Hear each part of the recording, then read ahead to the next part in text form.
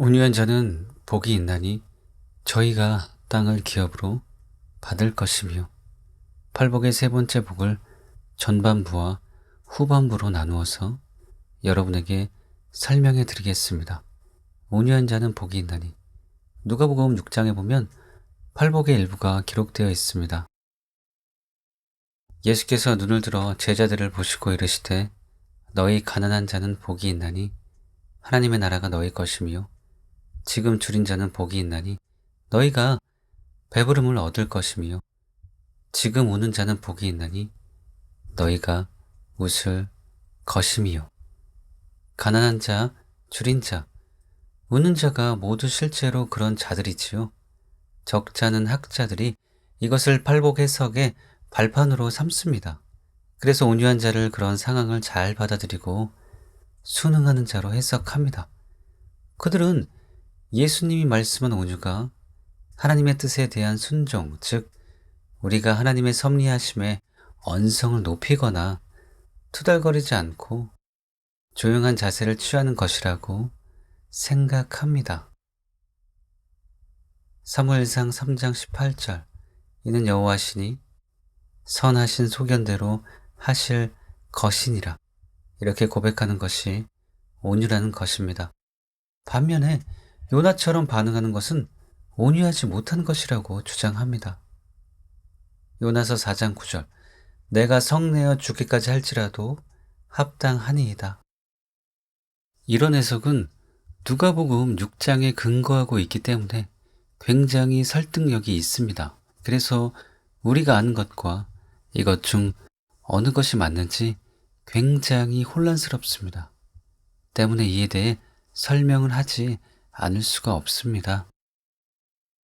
우선 누가복음 6장 자체에 대한 이해는 옳습니다. 예수님은 실제로 가난한 자들, 줄인 자들, 우는 자들에게 말씀하셨습니다.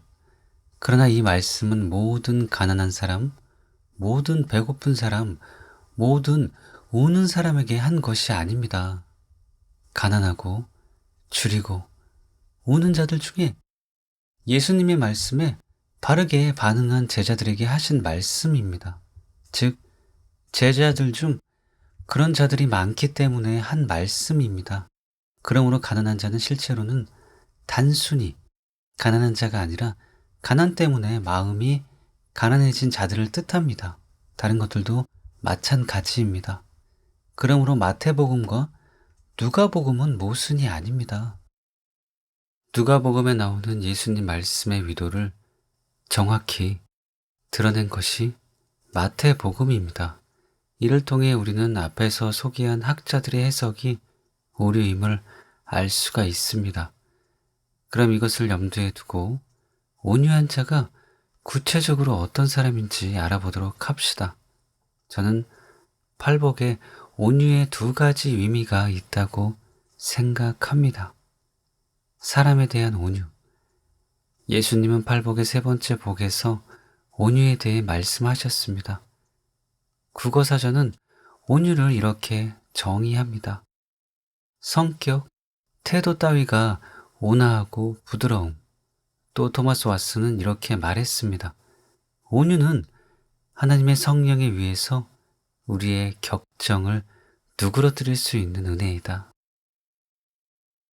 본성적으로 우리의 마음은 거친 바다와 같아서 화와 노의 거품을 내뱉는다. 그런데 온유함이 그 격정들을 가라앉힌다. 이것이 온유의 기본적인 의미입니다. 원어를 보아도 마찬가지입니다. 온유의 헬라어는 프라위스이며 온유한, 친절한, 겸손한, 동정심이 많은이라는 뜻이기 때문입니다. 그러므로 온유는 다른 사람들을 대할 때 온화하고 부드러운 것을 뜻합니다. 그리스도인의 심령이 가난하고 애통할 뿐 아니라 사람들을 대할 때 온유합니다. 온유가 참된 그리스도인의 특성일 수밖에 없는 세 가지 이유가 있습니다. 그리스도인은 회개와 믿음을 통해 구원받은 팔복의 사람이다. 그런데 팔복의 세 번째 복이 온유입니다. 후에 설명해 드리겠습니다만 심령의 가난과 애통은 온유를 낳습니다. 그러므로 참된 그리스도인은 온유합니다. 그리스도인은 서기관과 바리새인보다 나은 위를 가진 사람이다. 서기관과 바리새인보다 나은 위는 율법의 문자만 알고 지키려 했던 자들과 달리 예수님의 가르쳐 주신 율법의 정신, 즉 근본 취지와 올바른 의미를 깨닫고 지키는 것을 의미합니다. 그런데 예수님은 살인하지 말라는 계명을 설명하시면서 이렇게 말씀하셨습니다. 옛사람에게 말한 바 살인하지 말라. 누구든지 살인하면 심판을 받게 되리라 하였다는 것을 너희가 들었으나 나는 너희에게 이르노니 형제에게 노하는 자마다 심판을 받게 되고 형제를 대하여 나가라 하는 자는 공회에 잡혀가게 되고 미련한 놈이라 하는 자는 지옥불에 들어가게 되리라. 그리스도인은 이 말씀을 따라 살아갑니다. 그러므로 참된 그리스도인은 온유합니다. 그리스도인은 성령의 열매를 맺는 사람이다. 그리스도인 안에도 분냄을 가능하게 하는 육체의 소욕이 존재합니다. 그러나 육체를 따르지 않고 성령을 따라 행합니다. 성령의 열매를 맺고 살아갑니다. 그런데 성령의 열매 중 하나가 온유입니다. 오직 성령의 열매는 사랑과 희락과 화평과 오래 참음과 자비와 양선과 충성과 온유와 절제니 이 같은 것을 금지할 법이 없느니라. 그러므로 참된 그리스도인은 온유합니다. 그런데 팔복에 나오는 온유는 태생적인 것이 아닙니다. 그러므로 태생적으로 다혈질이고 온유하지 않다는 핑계를 댈 수가 없습니다. 이동훈 목사님은 이렇게 말했습니다. 어떤 분은 목사님, 저는 천성적으로 온유하지 못합니다라고 말합니다. 그러나 모세가 천성적으로 온유한 사람이었습니까? 아니지요. 그는 자기의 동족을 괄시하는 애굽 사람을 때려서 죽였습니다. 이를 통해 우리는 그가 천성적으로 온유하지 않았음을 알 수가 있습니다. 그러나 그는 온유해졌습니다. 바울이 원래 온유했습니까? 그렇지 않습니다. 그러나 그도 온유해졌습니다. 그러므로 우리는 나는 원래 타고난 성격이 그렇다고 핑계대지 말고 반드시 온유해져야 합니다. 그럼 온유가 태생적인 것이 아니라면 어디서 오는 것일까요? 그것은 가난한 마음에서 옵니다. 또한 애통하는 마음에서 옵니다. 이것을 싱클레어 퍼커슨이 잘 설명했습니다. 심령이 가난하고 죄를 애통하는 일은 우리의 생활에 지대한 영향을 미칩니다. 그것의 직접적인 결과는 우리를 온유하게 만드는 것입니다. 온유함이라는 말은 정의하기 어렵기로 유명합니다. 이 말은 용기의 부족을 의미하지 않습니다. 온유한 사람이란 자신의 모든 권리를 포기하고 하나님의 심판대 앞에 선 사람을 가리킵니다. 온유한 사람은 하나님의 은혜에 감사하면서 하나님께 자신을 맡기고 죄인들을 너그럽게 용서할 줄 압니다. 우리가 하나님 앞에서 어떤 존재인지를 깨닫고 하나님의 은혜와 구원을 바란다면 우리는 심령이 가난한 자가 되고 죄를 애통해야 하는 자가 되며 우리 자신이 실제로 어떤 존재인지를 깨닫고 모든 것을 하나님의 뜻에 맡기게 됩니다. 그리고 우리가 온화한 하나님의 은혜를 경험하듯이 우리도 다른 사람을 부드럽고 온유하게 대하게 됩니다. 로이드 존즈는 이것을 이렇게 설명했습니다. 그러면 결국 온유는 무엇이겠습니까? 온유를 이렇게 요약할 수 있습니다. 온유는 본질적으로 다른 사람들에 대한 태도와 행동에서 표현되는 자기에 대한 올바른 평가라 하겠습니다. 사람의 심령이 가난해지지 않고서는 결코 온유할 수가 없습니다. 자기가 악한 죄인임을 보지 못하고서는 결코 온유할 수가 없습니다. 옳습니다. 그러므로 온유하지 못한 것은 자기를 모르기 때문입니다. 주제 파악이 덜 된 것입니다. 화를 자주 내는 것은 결국 주제 넘은 것입니다. 이것은 다음 구절에도 어느 정도 암시가 되어 있습니다. 형제들아, 사람이 만일 무슨 범죄한 일이 드러나거든 신령한 너희는 온유한 심령으로 그러한 자를 바로잡고 너 자신을 살펴보아 너도 시험을 받을까 두려워하라. 그러므로 우리는 모두 자신의 죄를 깨닫고 마음이 가난해져야 합니다. 또 모두 자기의 죄성을 인식하고 애통하는 자가 되어야 합니다. 그리고 그 기반 위에서 우리 모두 다른 사람을 온유하게 대하는 사람이 되어야 합니다. 둘째, 하나님께 대한 온유. 저는 우리가 사람에 대한 온유한 것보다 배나 더 하나님께 온유해야 한다고 생각합니다. 하나님의 말씀을 들은 후 스테반의 설교를 들은 사람들처럼 분노하면 안 됩니다. 그들이 이 말을 듣고 마음에 찔려 그를 향하여 이를 갈거늘 그들이 큰 소리를 지르며 귀를 막고 일제히 그에게 달려들어 성 밖으로 내치고 돌로 칠세. 증인들이 옷을 벗어 사울이라 하는 청년의 발 앞에 두니라. 도리어 베드로의 설교를 들은 사람들처럼 두려워해야 합니다. 그들이 이 말을 듣고 마음에 찔려 베드로와 다른 사도들에게 물어 이르되 형제들아 우리가 어찌할꼬 하거늘.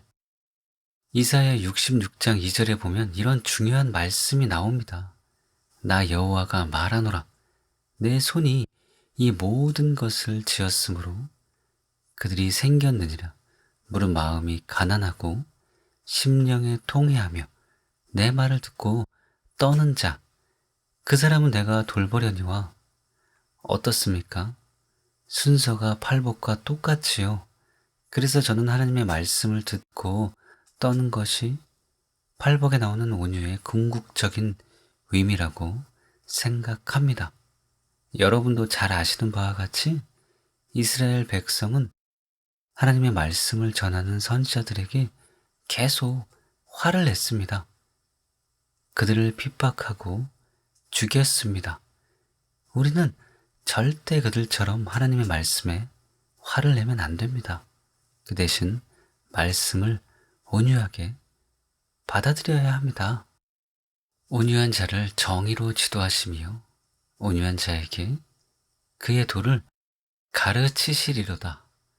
그러므로 모든 더러운 것과 넘치는 악을 내버리고 너희 영혼을 능히 구원할 바 마음에 심어진 말씀을 온유함으로 받으라. 이처럼 온유는 말씀을 듣는 것과 관련이 있습니다. 결국 온유는 들을 귀를 의미합니다. 이스라엘은 들을 귀가 없어서 가나안 땅에 들어가지 못했습니다. 신명기 29장 4절. 그러나 깨닫는 마음과 보는 눈과 듣는 귀는 오늘 여호와께서 너희에게 주지 아니하셨느니라. 마찬가지로 온유, 즉 들을 귀가 없는 자들은 새하늘과 새 땅을 유업으로 받을 수가 없습니다. 그러므로 이런 온유가 결정적으로 중요합니다. 그런데도 팔복의 온유한 자를 해석할 때 대개는 저처럼 해석하지 않습니다. 사람에 대한 온유만 말하고 끝을 내는 경우가 많습니다. 간혹 저와 해석을 같이 하는 분들이 있기는 합니다. 그러나 많지 않습니다. 제가 발견한 것은 4가지 뿐입니다. 먼저 토마스 왓슨은 온유에 대해 이렇게 말했습니다. 하나님의 말씀에 대한 유순함, 우리가 모든 율법과 훈계에 유연하게 대하는 것, 하나님의 말씀의 가르침과 다투지 않고 자기 마음의 부패와 다투는 사람은 영적으로 온유한 사람이다. 고넬료가 베드로에게 한 말은 온유한 마음에 풍미가 있다. 이제 우리는 주께서 당신에게 명하신 모든 것을 듣고자 하여 다 하나님 앞에 있나이다. 위험 있는 말씀을 온유함으로 받는다는 것은 얼마나 행복한 일인가. 또 아더핑크는 온유에 대해 이렇게 말했습니다. 경건한 슬픔은 마음을 누그러지게 하며 하나님의 말씀을 쉽게 받아들이게 한다. 온유함은 온순하고 유순하고 순종하며 가르침을 잘 받아들이는 영혼 속에 존재한다. 또한 로이드 존즈는 온유에 대해 이렇게 말했습니다. 온유는 우리가 귀를 기울이고 배울 태세가 되어 있음과 우리가 다른 사람들에게 귀를 기울일 정도로 우리 자신과 우리의 능력이 아무것도 아니라는 생각을 품고 있음을 의미합니다. 무엇보다도 우리는 성령의 가르침을 받고 주 예수 그리스도의 인도를 받을 준비가 되어야 합니다.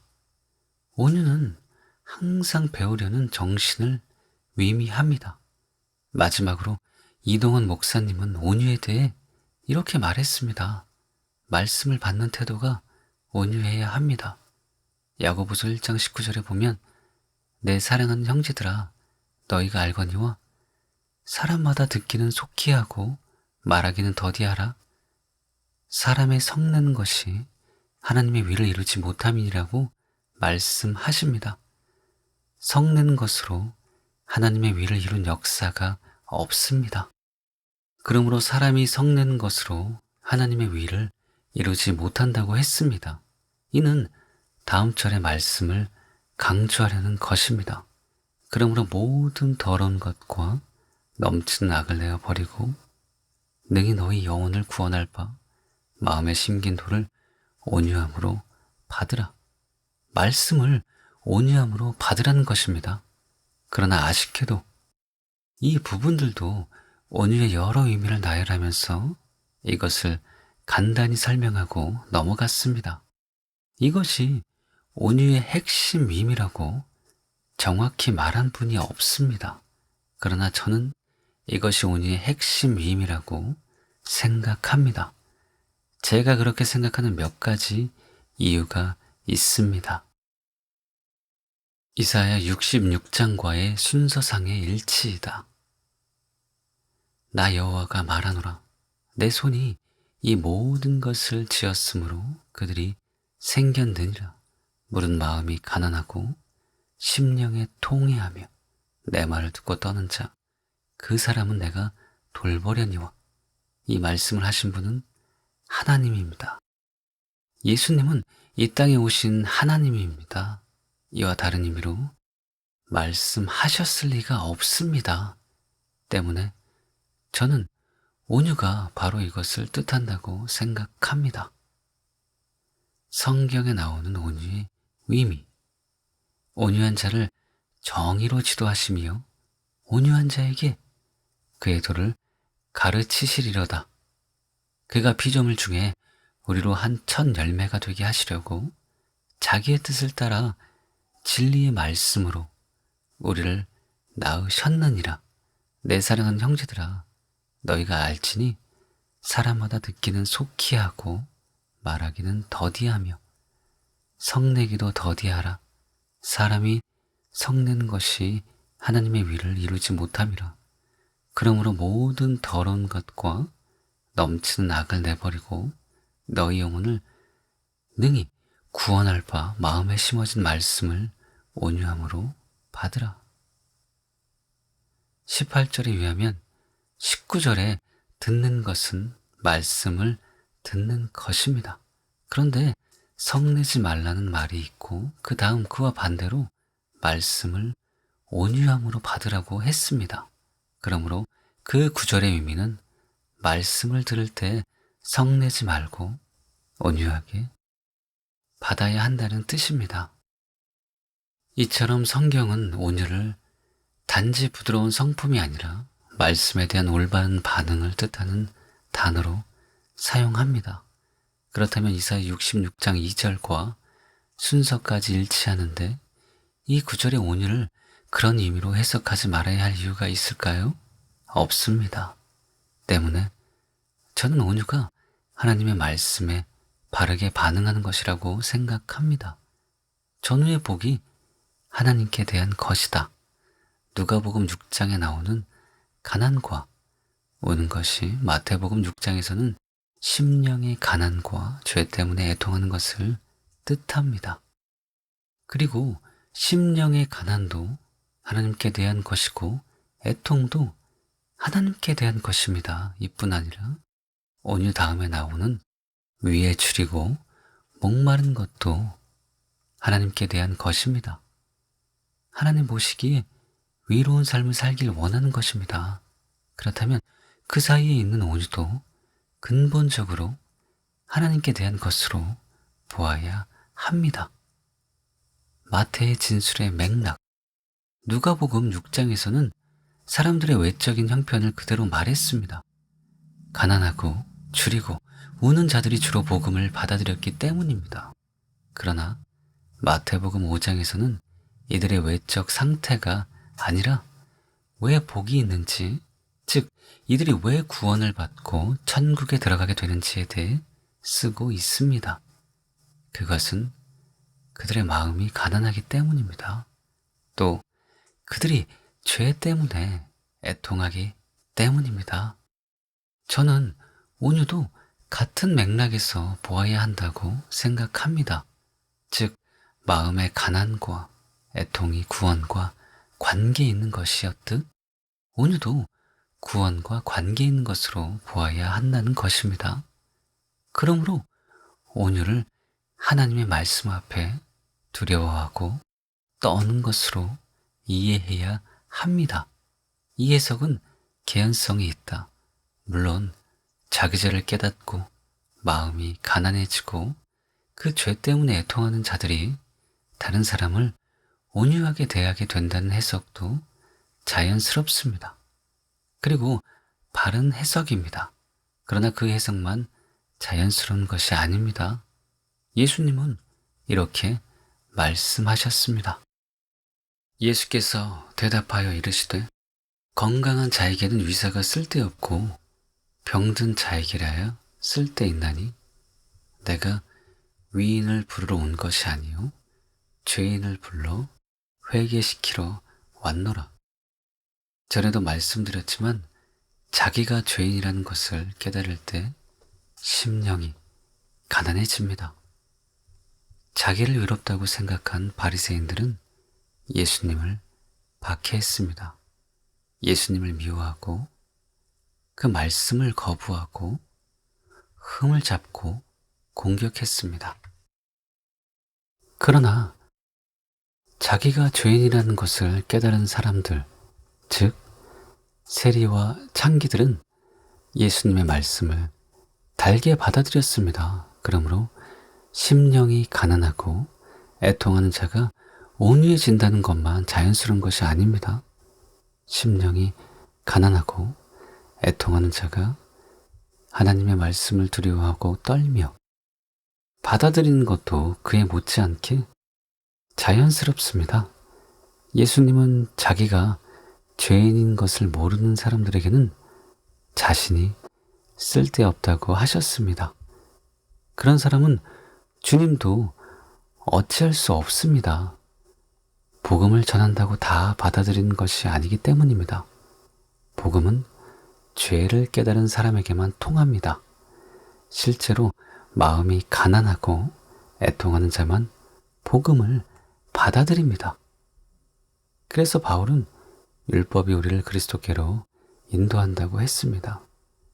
죄를 깨닫지 못한 사람에게 복음은 모욕처럼 느껴지고 거부감이 생겨납니다.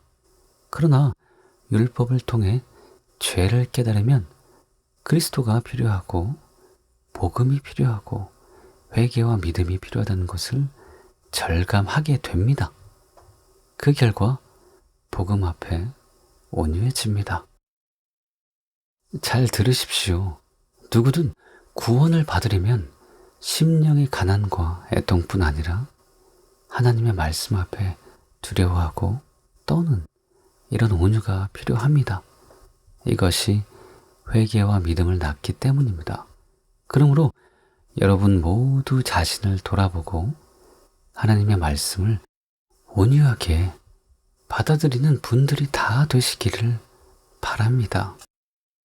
둘째, 저희가 땅을 유업으로 받을 것이며, 두 번째 복을 다룰 때 설명해 드렸습니다만, 팔복의 두 번째에서 일곱 번째 복에 대한 약속은 이 세상에서 누릴 임의의 구원과 내세에 누릴 아직의 구원, 즉 궁극적인 구원 두 가지 의미를 가지고 있습니다. 그 둘에 초점을 맞춰서 해석해야 합니다. 첫째, 임의 차원의 땅의 의미.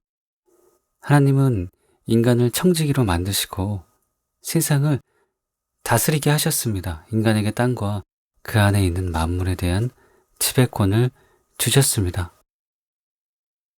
하나님이 이르시되 우리의 형상을 따라 우리의 모양대로 우리가 사람을 만들고 그들로 바다의 물고기와 하늘의 새와 가축과 온 땅과 땅에 기는 모든 것을 다스리게 하시고, 하나님이 자기 형상 곧 하나님의 형상대로 사람을 창조하시되 남자와 여자를 창조하시고, 하나님이 그들에게 복을 주시며 하나님이 그들에게 이르시되 생육하고 번성하여 땅에 충만하라, 땅을 정복하라, 바다의 물고기와 하늘의 새와 땅에 움직이는 모든 생물을 다스리라 하시니라.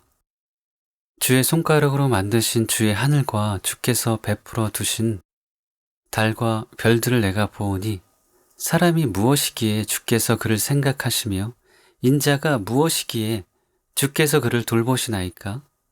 그를 하나님보다 조금 못하게 하시고 영화와 존귀로 관을 씌우셨나이다. 주의 손으로 만드신 것을 다스리게 하시고 만물을 그의 발 아래에 두셨으니 곧 모든 소와 양과 들짐승이며 공중의 새와 바다의 물고기와 바닷길에 다니는 거시니이다. 하늘은 여호와의 하늘이라도 땅은 사람에게 주셨도다. 그러나 인간은 이것에 만족하지 않고 더 많은 것을 원했습니다. 그래서 뱀의 유혹에 넘어갔습니다. 그 결과 인간에게 맡겨진 땅은 자연스럽게 마귀에게 넘어갔습니다. 이것은 마귀가 세상 영광을 보여준 후 예수님께 이것은 내게 넘겨준 것이므로라고 말한 것에 잘 나타나 있습니다. 감사하게도 예수님은 십자가의 죽음으로 아담이 잃어버린 것을 다시 찾아오셨습니다. 그리고 하늘과 땅의 모든 권세를 내게 주셨으니라고 선언하셨습니다. 재림하실 때 예수님은 실제로 온 땅을 접수하실 것입니다. 그래서 1000년 동안 성도들과 함께 왕노릇 하실 것입니다. 그 후 우리를 위해 새 하늘과 새 땅을 만드실 것입니다. 그것이 우리의 유업입니다. 땅을 유업으로 받을 것이라는 약속은 이런 큰 그림 속에서 이해해야 합니다. 그러므로 땅을 유업으로 받는다는 것은 새 하늘과 새 땅에 들어가게 된다는 뜻입니다. 그런데 싱클레어 퍼커스는 이것을 설명하면서 이렇게 말했습니다. 그러나 그리스도인들은 지금도 이것을 부분적으로 경험하고 있습니다. 그는 그 근거로 이렇게 말했습니다. 내가 진실로 너희에게 이르노니 하나님의 나라를 위하여 집이나 아내나 형제나 부모나 자녀를 버린 자는 금세에 있어 여러 배를 받고 내세에 영생을 받지 못할 자가 없느니라. 누가복음 18장 29절.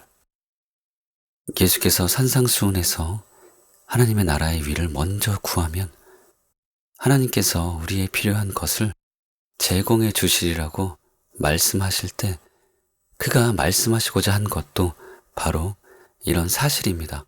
모든 시대의 수많은 그리스도인들은 하나님의 약속이 믿을만하다는 사실을 입증할 증인이 될 수 있습니다. 맞는 말입니다. 그러나 저는 싱클레어 퍼커슨이 누가복음을 인용한 것이 이해가 안 갑니다. 왜냐하면 누가복음보다 마태나 마가복음에 나오는 구절을 인용하는 것이 더 효과적이기 때문입니다.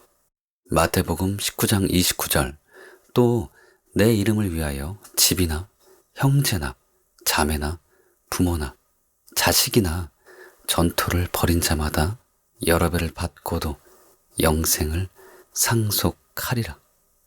예수께서 이르시되 내가 진실로 너희에게 이르노니 나와 복음을 위하여 집이나 형제나 자매나 어머니나 아버지나 자식이나 전토를 벌인 자는 현세에 있어 과 형제와 자매와 어머니와 자식과 전토를 100배나 받되 박해를 겸하여 받고 내세의 영생을 받지 못할 자가 없느니라.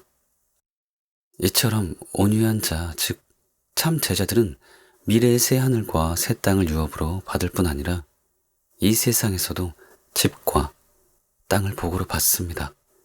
비근한 이로 성경에 보면 온유했던 이삭이 넓은 땅을 유업으로 받은 것이 나옵니다.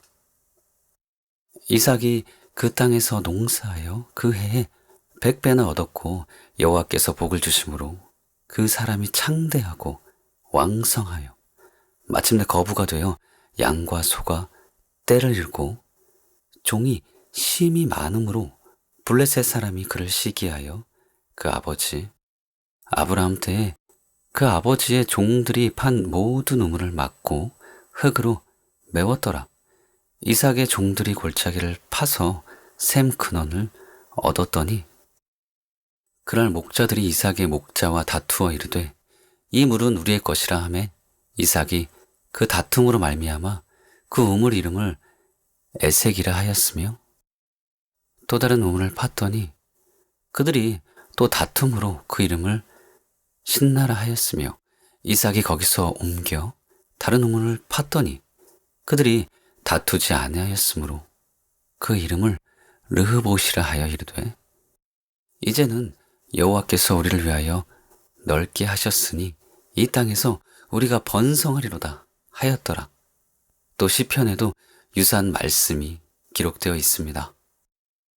여호와 앞에 잠잠하고 참고 기다리라. 자기 길에 형통하며 악한 꾀를 이루는 자 때문에 불평하지 말지어다. 분을 그치고 노를 버리며 불평하지 말라. 오히려 악을 만들 뿐이라. 진실로 악을 행하는 자들은 끊어질 것이나 여호와를 소망하는 자들은 땅을 차지하리로다.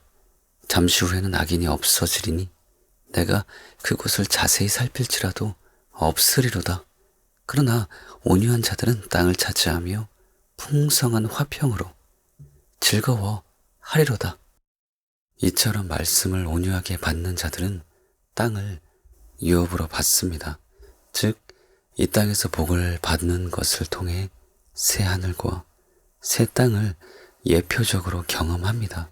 이 해석은 온유가 말씀을 잘 받아들이고 순종하는 것을 의미한다는 것과 잘 조화가 됩니다.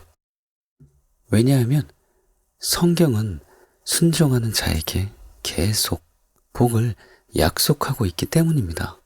그러므로 우리는 온유한 자에게 약속하신 땅을 실제적인 땅, 즉 복을 포함하는 것으로 이해해야 합니다. 지난 총선 때의 일입니다. 법무부 장관과 국정원 원장을 지낸 김순규 장로님이 몇 분과 함께 제 사무실로 오셨습니다. 그때 장로님께서 한 말씀이 너무 인상적이라 제가 설교에 사용하려고 기록해 두었습니다. 우리나라의 초대 대통령 이승만 박사에 관한 이야기입니다. 이승만 박사는 어렸을 때부터 굉장히 똑똑했습니다.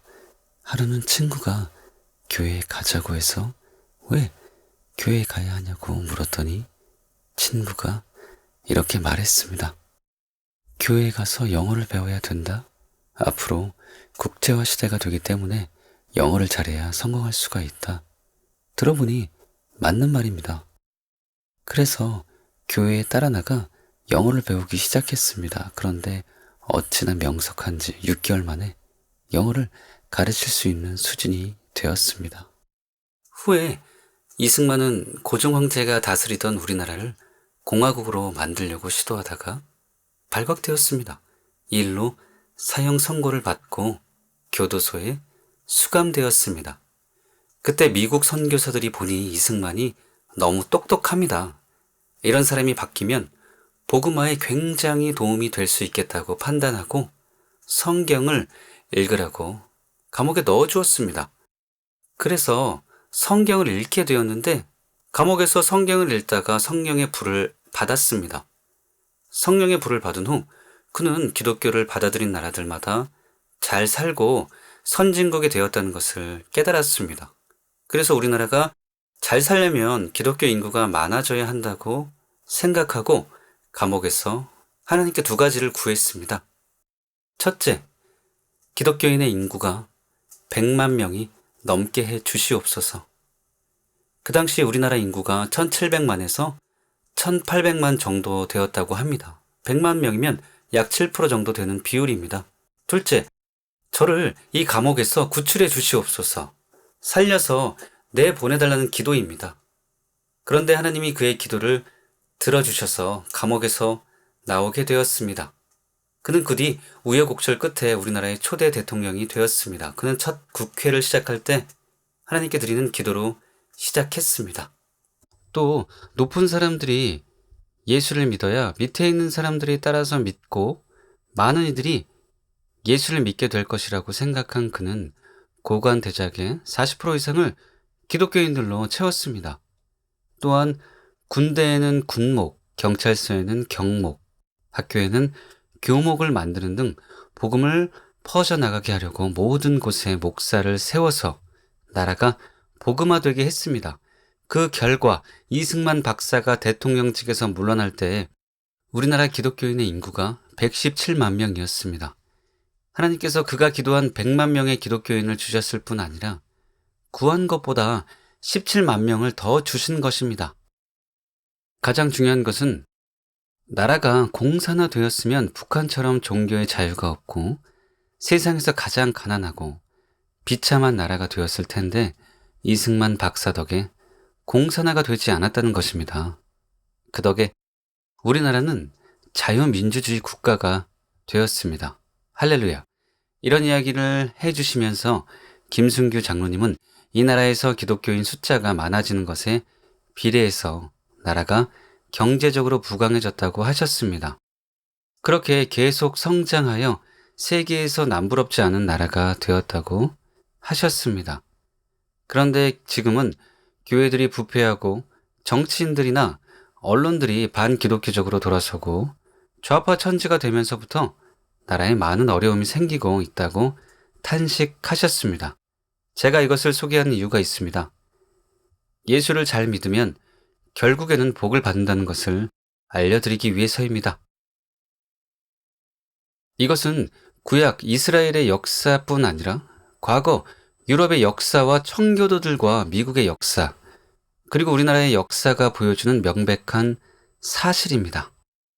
한편 제 말을 듣고 어떤 분들은 안타깝게도 아직도 번영신학의 때를 못 벗었구나라고 생각할 것입니다. 그래서 못마땅하게 여길 수도 있습니다. 때문에 그것에 대해서 어느 정도 설명해 드려야 할 것 같습니다. 성경은 대개 예수님이 죄를 위해서 십자가에 못 박히셨다고 말씀합니다. 그러나 다음 성구에서는 저주에서 속량하시기 위해 나무에 달리셨다고 쓰여 있습니다. 또 그 목적이 아브라함의 복이 이방인에게 미치게 하기 위해서라고 쓰여 있습니다. 갈라디아서 3장 13절에서 14절, 그리스도께서 우리를 위하여 저주를 받은 바 되사 율법의 저주에서 우리를 속량하셨으니 기록된 바 나무에 달린 자마다 저주 아래에 있는 자라 하였습니다. 이는 그리스도 예수 안에서 아브라함의 복이 이방인에게 미치게 하고 또 우리로 하여금 믿음으로 말미암아 성령의 약속을 받게 하려 함이라. 이것은 창세기 12장 3절에서 예고한 것입니다. 너를 축복하는 자에게는 내가 복을 내리고 너를 저주하는 자에게는 내가 저주하리니 땅의 모든 족속이 너로 말미암아 복을 얻을 것이라 하신지라. 그런데 바울은 이 구절에 대해 갈라디아에서 이렇게 썼습니다. 또 하나님이 이방을 믿음으로 말미암아 위로 정하실 것을 성경이 미리 알고 먼저 아브라함에게 복음을 전하되 모든 이방인이 너로 말미암아 복을 받으리라 하였느니라. 놀랍게도 바울은 창세기 12장 3절이 복음이라고 말합니다. 그리고 아브라함의 복을 물질적인 복이 아니라 위롭다함과 동일시합니다. 이로 보건대 저주도 우리가 생각하는 저주가 아닙니다. 바울이 염두에 둔 저주는 물질적인 복에 반대되는 저주, 즉 가난, 질병, 패망과 같은 저주가 아닙니다. 아브라함의 복인 위롭다함과 반대되는 저주, 즉 정죄와 그로 인한 멸망입니다. 그러므로 그런 맥락에서 13절의 저주를 이해해야 합니다. 즉 예수님이 가난과 질병과 패망을 해결하기 위해서 나무에 달린 것이 아니라 위롭다함과 반대되는 정죄를 해결하기 위해 십자가에 달리신 것으로 이해해야 합니다. 그것을 기록한 것이 바로 13, 14절입니다. 그리스도께서 우리를 위하여 저주를 받은 바 되사 율법의 저주에서 우리를 속량하셨으니 기록된 바 나무에 달린 자마다 저주 아래에 있는 자라 하였음이라. 이는 그리스도 예수 안에서 아브라함의 복이 이방인에게 미치게 하고 또 우리로 하여금 믿음으로 말미암아 성령의 약속을 받게 하려 함이라. 그러므로 순복음 교단처럼 이 구절을 축복의 복음의 근거로 삼으면 안 됩니다. 그것은 비성경적인 것입니다. 제가 보기에 순복음은 기복신앙이 맞습니다. 다른 누가 그렇게 불러서가 아니라 유명한 순복음 목사들의 처신과 열매가 스스로 그렇다는 것을 보여주고 있기 때문입니다. 현재 수많은 학자와 목사들이 기복신앙과 번영신학을 맹비난합니다. 그 대표적인 책이 미국의 대표적인 이단 사냥꾼 행크 헤네그라프가 쓴 바벨탑에 갇힌 복음, 번영신학을 고발한다라는 책입니다. 또 그 뒤에 나온 탐욕의 복음을 버려라, 부와 건강의 복음을 해부한다라는 책입니다. 이 책에서는 행크 헤네그라프뿐 아니라 고든 피, 더글라스 무, 데니스 홀링거, 데이비드 라센, 그리고 김세윤 교수님까지 가세했습니다. 그리고 순복음식의 기복신앙뿐 아니라 게레스 에긴 목사님이 성경의 근거에서 복에 대해 가르친 것까지 싸잡아 공격하고 있고 심지어 해게 목사님이 이단이나 사이비인 것처럼 맹비난하고 있습니다. 물론 기복신앙은 잘못된 것입니다. 그리고 번영신학에도 문제점이 없는 것은 아닙니다. 그러나 이렇게까지 매도하는 것은 균형을 잃은 것이고 너무 지나친 것입니다. 제가 보기에는 양쪽 모두 균형을 잃었습니다. 그런데 기복신학이나 번영신학에 대해서는 이미 설명했으므로 그들을 비난하는 학자들에 대해서 잠시 말씀을 드리겠습니다. 지금은 구약시대가 아니라 신약시대입니다. 구약은 예표의 시대이고 신약은 성취의 시대입니다. 또한 예수님이 가르치신 팔복을 모두 내적이고 영적인 복들입니다. 때문에 많은 학자들이 신약시대에는 복이 팔복처럼 영적이고 신령한 복으로 바뀌었다고 생각합니다. 그것은 베드로전서 3장 10절에 대한 학자들의 해석에 잘 나타나 있습니다. 그런 생각 때문에 물질 축복을 터부시하고 저급한 것으로 여깁니다. 그래서 저는 이것을 바로잡기 위해 부에 대한 균형 잡힌 가르침이라는 책을 쓰기도 했습니다. 그런데 저는 그때보다 더 완벽한 설명을 여러분에게 해드리고자 합니다. 구약시대 때 하나님은 순종하는 자들에게 복을 주셨습니다. 이것은 모두 인정합니다. 문제는 신약시대는 그렇지 않다는 생각이 널리 퍼져 있다는 것입니다. 일례로 고든 피는 이렇게 말했습니다. 성경 전체에서 볼 때 부와 소유는 하나님의 백성들에게 아무런 가치를 갖지 못한다. 물론 구약 성경에서는 신약에서는 전혀 그렇지 않지만 소유가 순종의 삶과 관계 있는 것으로 나타나곤 한다. 그러면 과연 신약 시대에는 순종과 물질적인 복이 관계가 없을까요? 그렇지 않습니다. 하나님은 지금도 순종하는 자들에게 복을 주십니다. 사도 바울도 그것을 인정했습니다. 내 아버지와 어머니를 공경하라. 이것은 약속 있는 첫 계명이니 이로써 내가 잘되고 땅에서 장수하리라. 바울이 말한 약속이 있는 첫 계명은 10계명의 5계명입니다. 내 부모를 공경하라. 그리하면 내 하나님 여호와가 내게 준 땅에서 내 생명이 길리라. 그런데 이 약속이 신약시대에는 더 이상 해당이 되지 않는다고 했습니까? 아닙니다. 이로써 내가 잘되고 땅에서 장수하리라 라고 말하므로 여전히 이 약속이 유효하다고 말했습니다. 그러므로 구약 성경의 복에 대한 약속들은 신약의 그리스도인들에게도 유효한 것입니다. 그런데 저에게 이보다 더 명백하고 완벽한 증거가 있습니다. 그것은 바로 마태복음 5장 17절입니다. 내가 율법이나 선지자를 폐하러 온 줄로 생각하지 말라. 폐하러 온 것이 아니요 완전하게 하려 함이라. 마태복음 5장 17절에서 20절을 설명할 때 자세히 설명할 것입니다만 성경은 율법을 폐했다고도 하고 완전케 했다고도 합니다. 율법은 폐해진 동시에 완전케 되었습니다. 율법의 일부가 아니라 도덕법, 위식법, 사회법 모두 폐해지고 또 완전케 되었습니다. 우리가 이것을 깨닫는 것은 사실적으로 중요합니다. 많은 이들이 율법이 폐해졌다고만 생각하기 때문에 우리가 율법과 무관하다고 착각합니다. 그러므로 우리는 율법이 폐해진 것이 아니라 완전케 되었다는 것을 명심해야 합니다. 그럼 율법이 완전케 되었으니 어떻게 해야 할까요? 당연히 지켜야지요. 예수님은 이렇게 말씀하셨습니다. 그러므로 누구든지 이 계명 중에 지극히 작은 것 하나라도 버리고 또 그같이 사람을 가르치는 자는 천국에서 지극히 작다 일컬음을 받을 것이요. 누구든지 이를 행하며 가르치는 자는 천국에서 크다 일컬음을 받으리라. 내가 너희에게 이르노니 너희 위가 서기관과 바리새인보다 더 낫지 못하면 결코 천국에 들어가지 못하리라. 이처럼 예수님은 율법을 완전케 하러 오셨다고 하신 후 율법을 지키라고 하셨습니다. 그러므로 마태복음 5장 21절부터 48절에 예수님이 이 해석해 주신 대로 율법을 지켜야 합니다. 이제 여러분에게 묻겠습니다. 예수님은 율법이 말씀한 대로 폐해지지 않고 완전케 되었습니다. 그렇다면 율법을 지키는 자들에게 임하는 복과 범하는 자들에게 임하는 저주가 없어졌을까요? 안 없어졌을까요? 없어졌을 리가 없지요. 그것은 상식에 속하는 것입니다. 생각해 보십시오. 율법이 폐해지지 않았는데 어떻게 신명기 28장에 기록되어 있는 복과 저주의 원리가 폐해질 수 있습니까?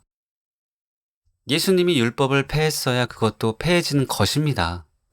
따라서 예수님이 완성한 율법의 도덕법을 지키는 사람들은 천국에만 들어가는 것이 아니라 이 땅에서도 복을 받습니다. 또한 그것을 지키지 않는 자들은 지옥에만 가는 것이 아니라 이 땅에서도 저주를 받습니다. 율법이 폐해지지 않았고 복과 저주에 대한 약속과 경고도 여전히 유효하기 때문입니다. 여러분, 이것이 진짜 성경이 말하고 있는 참 진리입니다. 그러므로 하나님 말씀대로 살지 않으면 저주가 임한다. 반면에 하나님 말씀대로 살면 복이 임한다. 그러므로 하나님 말씀대로 살아야 한다고 가르치는 것은 기복신학이나 번영신학이 아닙니다. 그것은 성경이 말하는 본래의 진리이기 때문에 지극히 성경적인 설교입니다. 여러분, 절대 구약과 신약의 차이를 오해하지 마십시오. 내가 율법이나 선지자나 폐하러 온 줄로 생각하지 말라. 폐하러 온 것이 아니라 완전케 하려 함이라. 마태복음 5장 17절. 이 말씀이 정말 사실이라면 근본적으로 달라질 것이 없습니다.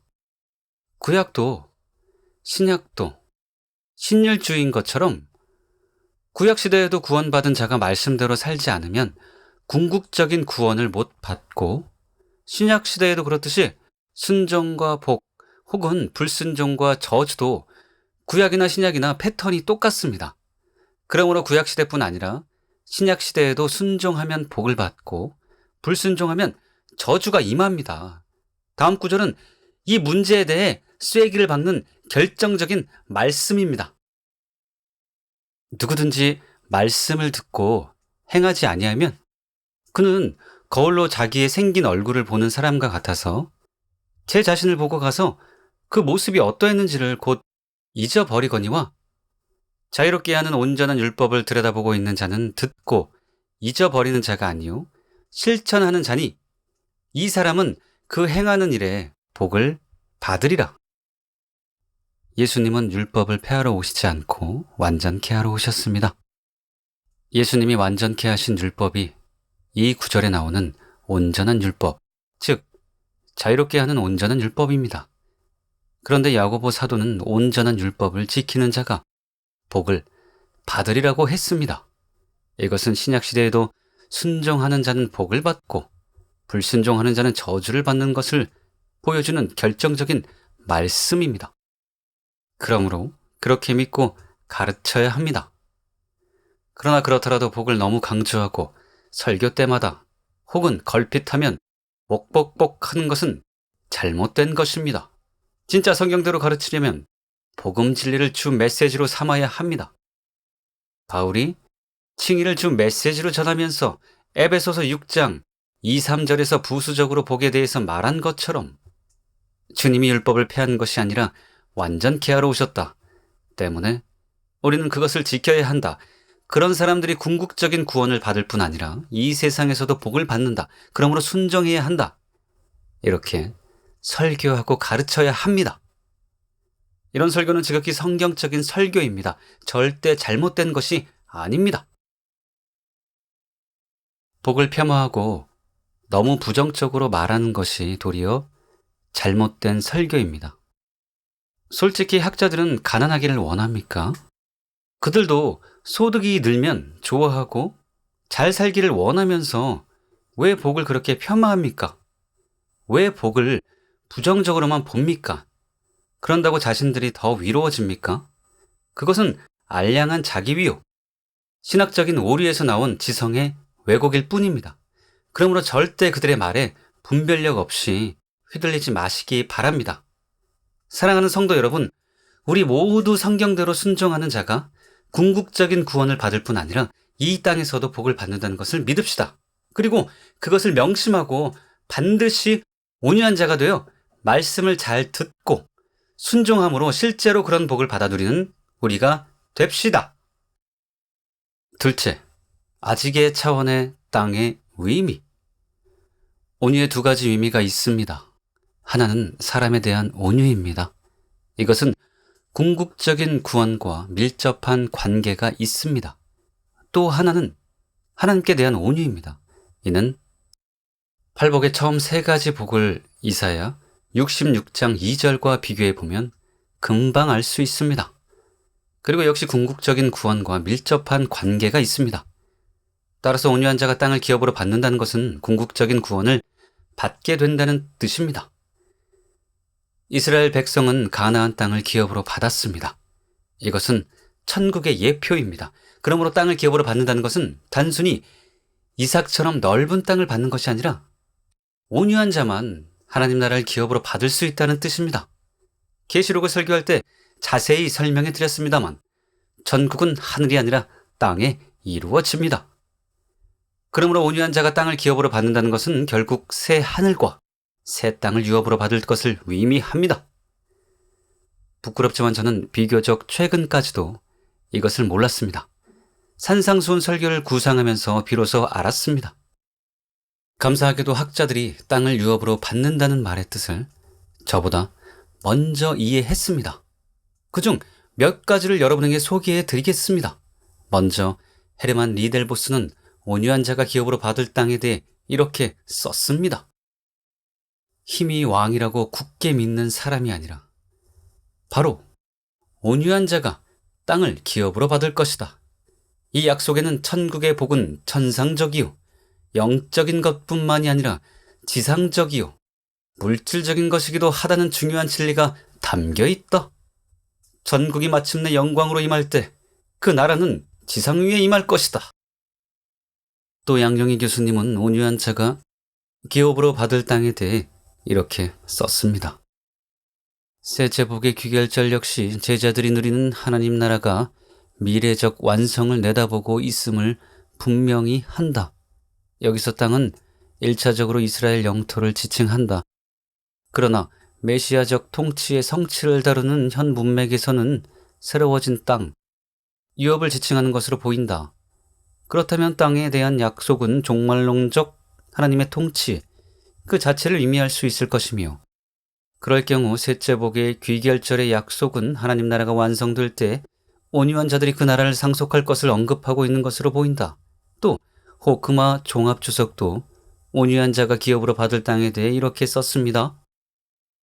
셋째 복의 귀결절 역시 제자들이 누리는 하나님 나라가 미래적 완성을 내다보고 있음을 분명히 한다. 여기서 땅은 1차적으로 이스라엘 영토를 지칭한다. 그러나 메시아적 통치의 성취를 다루는 현 문맥에서는 새로워진 땅 유업을 지칭하는 것으로 보인다.